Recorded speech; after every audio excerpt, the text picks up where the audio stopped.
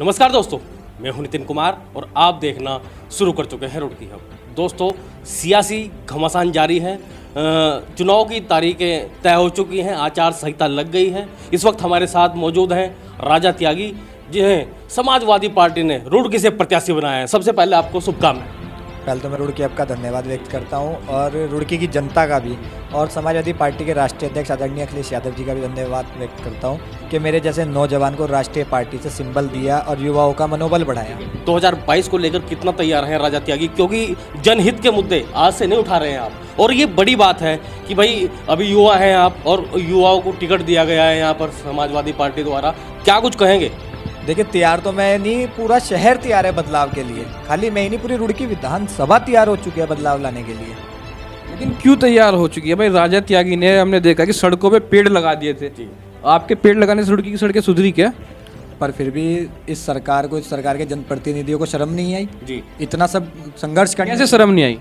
कि आज भी सड़कें उसी हालात में है जिस हालात में हम लोगों ने उसका विरोध करा। जी, तो इससे ज्यादा और दुर्दशा क्या होगी? जी।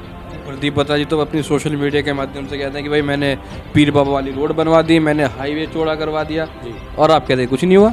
देखिए, मैं भी आपको बताता हूँ, रामनगर में अभी बैनर लगे 4 दिन पहले जी, कि भाजपा तुझसे बैर नहीं और विधायक तेरी खैर नहीं। जी, प्रदीप बत्रा तेरे खैर।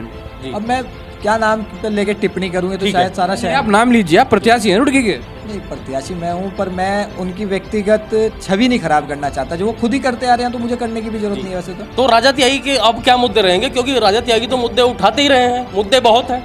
आप मुद्दे गिनवा दीजिए, रुड़की के लिए क्या करेंगे आप? देखिए, अभी कुछ ही घंटे पहले रुड़की के गणेशपुर के पास गीतांजलि विहार कॉलोनी है, वहाँ के वासियों ने ये कह दिया कि भाजपा के विधायक और भारतीय जनता पार्टी के लोगों का कि यहाँ ना तो वोट मांगने आए और ना ही यहाँ खुद आए, क्योंकि अगर बिजली की स्थिति इतनी खराब है उसे देख के, अब वो भी मुद्दा एक बहुत बड़ा मुद्दा है, खाली एक मुद्दा नहीं कह सकते, क्योंकि बिजली दरें बढ़ी हैं, सुधार नहीं है। वहाँ के लोगों ने कहा है ट्रांसफार्मर नहीं तो वोट नहीं। प्रदीप बत्रा के खिलाफ वो नहीं लगाए उन्होंने। नहीं, मैं बताता हूँ, उसमें कुछ व्यक्ति ऐसे हैं कि जो बीजेपी को थोड़ा सा सपोर्ट भी करते हैं। देखो, हर तरह का व्यक्ति है, पर कुछ व्यक्ति ऐसे हैं कि जिन्हें राजनीतिक दलों से मतलब नहीं है, कि सुधार के लिए वोट देते हैं। उन लोगों की सीधी अपील है कि हमने वोट दिया विधायक जी को, दूसरी बार विधायक दिया, अब मैं सीना फाड़ के कहूँ कि मैं भी भाजपा का भक्त हूँ, वो वाला काम। विधायक जी तो कह रहे हैं कि मैं सीना फाड़ के दिखाऊं। अब विधायक जी अपने आप को अगर बालाजी महाराज समझना चाहते हैं, वो नहीं हो सकता, क्योंकि अगर ये इतने ज्यादा बीजेपी के सक्रिय और बीजेपी के इतने कट्टर भक्त होते तो शायद ये कांग्रेस से आए हुए विधायक ना होते। मैं उन लोगों का धन्यवाद कहूंगा विधायक जी को कि जिन लोगों ने तहा उम्र बीजेपी को बनाने में अपना जीवन का योगदान दिया, वो विधायक जी ने आते चौपट कर दिया। तो आप ये कह रहे हैं कि जिन्होंने बीजेपी में दरिया बिछाई, जिन्होंने बीजेपी में मेहनत करी, उन्हें भाजपा टिकट नहीं दे रही है और कांग्रेस से आने वालों को टिकट दे रही है, ये कहना चाह रहे हैं ना आप? ये तो सत्य है जी।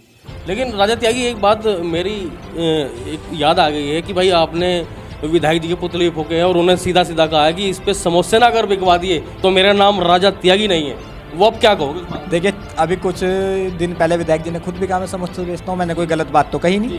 अगर मेरा जो व्यापार है तो मैं, अगर आज मैं कुछ हूँ और मैं कल को उस व्यापार को भूल जाऊँ, मैं विधायक जी को उसके माध्यम से बताना चाहता था कि शहर में बहुत से वर्ग ऐसे हैं कि जो आप ही के जैसे सामान्य वर्ग हैं। रामनगर के व्यापारियों की जो आज आपने छल करके दुकानें बंद करवाई हैं, उनसे जो आपने मानसिक हानि पहुंचाई, उनको आर्थिक हानि पहुंचाई, तो ये भी विधायक जी को सोचना चाहिए था कि आप भी एक व्यापारी हो। अरे राजा त्यागी जी, इतना अच्छा उन्होंने पुल बना दिया, प्रकाश पुल, लाइट जलती है उस पर, और आई लव यू पार्क बना दिया। आप कह रहे विधायक जी ने काम नहीं किया है? वो पूर्व विधायक सुरेश जैन जी की देन है, जिसका फीता जरूर रुड़की विधायक प्रदीप बत्रा जी ने काटा था। और वो अपनी पोस्ट पे डाल रहे हैं फेसबुक की, रुड़की के लिए हमने इतना शानदार पुल बनाया, तुम कह रहे विधायक जी ने बनाया?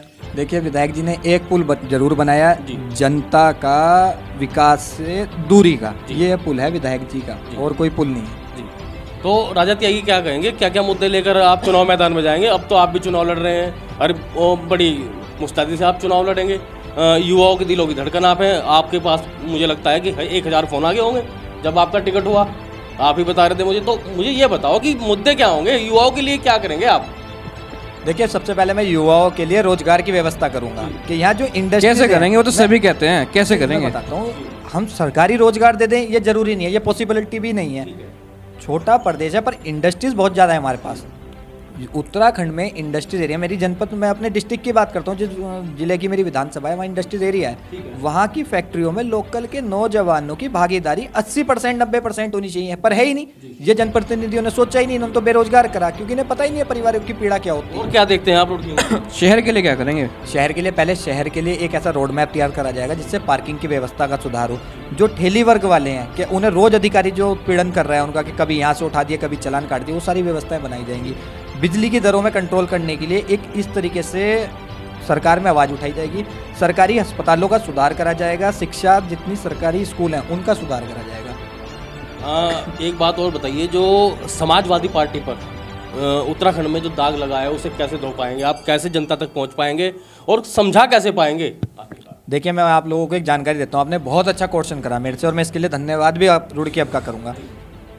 जब उत्तराखंड बंटवारा, उस टाइम उत्तराखंड भी नहीं, उत्तरांचल बंटवारे का टाइम था, तो लोग दिल्ली विरोध करने जरूर जा रहे थे। अधिकार है लोकतंत्र में विरोध करने। एक तरफ से तो लोग निकले हैं देहरादून, हरिद्वार, रुड़की, और एक तरफ निकला रुद्रपुर वाली बेल्ट से। तो वो लोग कैसे दिल्ली पहुंच गए? अगर नेताजी का हाथ था, और अगर नेताजी का हाथ है तो ये भाजपा को वाले जो देहरादून से लेके दिल्ली तक की राजधानी और उत्तर प्रदेश की लखनऊ की राजधानी, नेताजी को क्यों नहीं मुकदमा दर्ज करा? क्यों नहीं आज तक गिरफ्तार कर पाए? क्योंकि उसमें इनके खुद के सांसद, मैं नाम लेके कह सकता हूँ, अगर मैं गलत हूँगा तो कार्रवाई करें मेरे पास।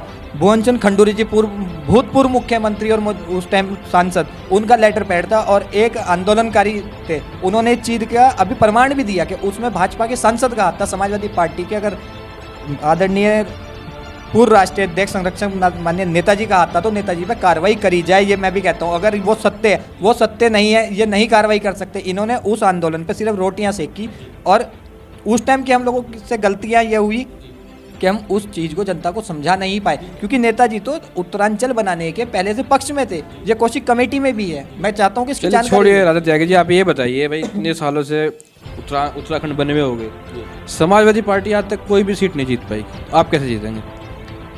2004 में हरिद्वार लोकसभा हम ही जीते थे। ठीक है, 4 में तो विधानसभा की बात कर रहा हूँ सर। नहीं, विधानसभा जब हम 4 में लोकसभा जीत सकते हैं तो अगर हम मेहनत करें, हम लोगों के, मैंने चुनाव लड़ने से पहले मैंने जनता के दिल में जगह बनाने की कोशिश करी थी। मैंने वोट मांगने ही नहीं गया था, मैंने लोगों का काम करने का विश्वास दिखाया था कि आज मैं कुछ नहीं हूँ, मैं तब आपकी लड़ाई सड़क पर। लेकिन आज आपके पास समाजवादी पार्टी का सिंबल है सर, तो मैं विधानसभा में उनकी आवाज़ उठाऊंगा, मुझे जनता वहाँ तक भेजेगी। लग रहा है कि जीत पाएंगे?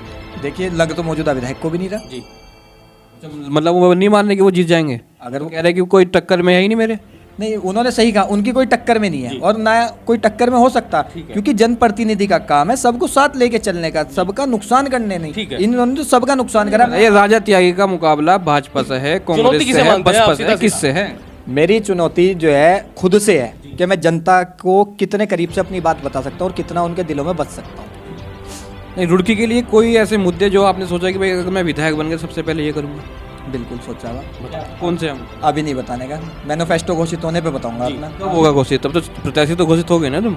बस पर्चा दाखिल होने दो, जल्दी मैनिफेस्टो भी जनता के घरों में होगा। या जाते रुड़की के हब के माध्यम से क्या संदेश देंगे? सबसे पहले मैं रुड़की के या देश के, प्रदेश के सभी नौजवानों से अपील करना चाहता हूँ कि वाहन धीरे चलाएं, क्योंकि अभी हमारी रुड़की ने 2 युवा साथी, हमारे 2 भाई खोए हैं, और मैं चाहता हूँ सभी नौजवान साथियों से कि अपने वाहन की स्पीड कंट्रोल रखें, क्योंकि हाईवे जरूर बने हैं, वाहन आएगा, टूट जाएगा, लोया है, पर जिस परिवार के वो बालक गए हैं वो परिवार बिखर गया होगा, टूट गया होगा। मैं ईश्वर से प्रार्थना करता हूँ कि उस परिवार को भी हिम्मत दे, और नौजवानों से अपील भी करता हूँ कि आप किसी का परिवार हो, किसी का सहारा हो, इसलिए वाहन को हल्का करें। तो हमारे साथ मौजूद थे राजा त्यागी, सपा उम्मीदवार हैं रुड़की से। इन्होंने अपना विजन भी क्लियर कर दिया है कि भाई युवाओं के लिए ये करेंगे भाई, और जो रुड़की में विकास नहीं हुआ है, विकास की गति जो थमी है, उस गति को ये हवा देंगे और बड़ी तेज़ी के साथ रुड़की में विकास करेंगे। नितिन कुमार, रुड़की हब से।